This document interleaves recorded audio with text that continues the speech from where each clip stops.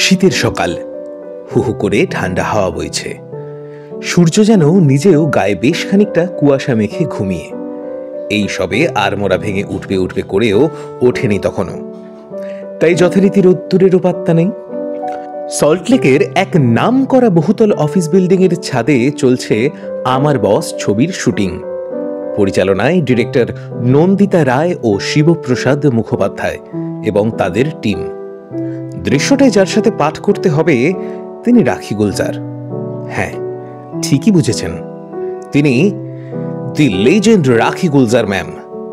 এমনিতেই একটু বেশি শীতকাতুরে হিসেবে আমার নাম ডাক আছে বই কি। সেখানে সবাই যখন সোয়েটার, টুপি, মোজা, মাফলার জড়িয়েও ঠান্ডায় কাবু, আমি তখন একটা ফিনফিনে পাতলা পাজামা, কাঁধ কাটা স্যান্ডো গেঞ্জি আর একটা গামছা গায়ে তাকিয়ে আছি সিনেমা জগতের সেই বিখ্যাত ডায়লগের দিকে, মেরে করণ অর্জুন। হ্যাঁ, একদম ঠিক ধরেছেন। একের পর এক সুপার ডুপার হিট সিনেমা, করণ অর্জুন, কभी कभी, ब्लैकमेल, बेमिसाल, बरसात की एक रात, मुकद्दर का सिकंदर, दाग, शर्मीली, रिश्ता, काला पत्थर, त्रिशूल, कस्मे वादे, जुर्माना, खलनायक, दूसरा आदमी, शक्ति, राम लखन, बसेरा, शुभ मुहूर्त, আরো কত শত সিনেমা রয়েছে এই তালিকায়।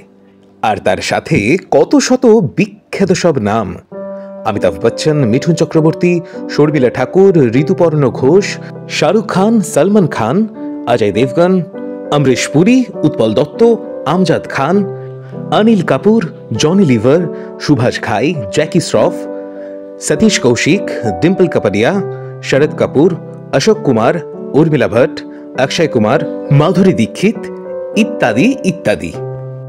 একজন বাঙালি যিনি বলিউডের মাটিতে দাপিয়ে বেরিয়েছেন কয়েক দশক ধরে, সাধারণ মানুষ থেকে যিনি হয়ে উঠেছেন দ্য লিভিং লেজেন্ড, যে মানুষটার জন্য দর্শকদের মনে আজও একটা আলাদা জায়গা রাখা। সিনেমা জগতের সেই সোনালী যুগ এসে দাঁড়ালেন সামনে। বললেন, আপনি একটা চাদর অন্তত গায়ে নিন, ঠান্ডা লেগে শরীর খারাপ হলে। আমি খানিকক্ষণ চুপ। ওনার এই কথায় যে কতটা যত্ন অনুভব করেছিলাম তা ঠিকঠাক প্রকাশ করার মতন ভাষা আমার আজও অজানা। তারপর বললাম, আসলে পাঠ করার সময় তো চাদর রাখতে পারবো না, তাই এখন চাদর নিলে তখন আরো বেশি ঠান্ডা লাগবে, সেই কারণেই একটু সইয়ে নিচ্ছি আর কি। তিনি শুনলেন, মুচকি হাসলেন, মাথা নাড়লেন। ডিরেক্টর নন্দিতাদি ও শিবুদা বললেন, সাইলেন্স, জোন ক্লিয়ার। ডিওপি ইন্দ্রদা বললেন, রোলিং। শট শুরু হলো। দৃশ্যটা হয়ে গেল। মনিটরে সবাই দেখতে গেল কেমন হয়েছে। অন্যদিকে রাখি গুলজার ডাকলেন, বললেন, দৃশ্যটা ভালো হয়েছে, এবার চাদরটা গায়ে দিন। এই কথাটায় একটা মিষ্টি বকুনি ছিল বটে, আর তার সাথে স্নেহ। আমি ঘাড় নাড়লাম। উনি আবারও হাসলেন। আমি আবারও শিখলাম একজন মানুষ অসাধারণ হওয়ার পরেও কতটা সাধারণ, সহজ।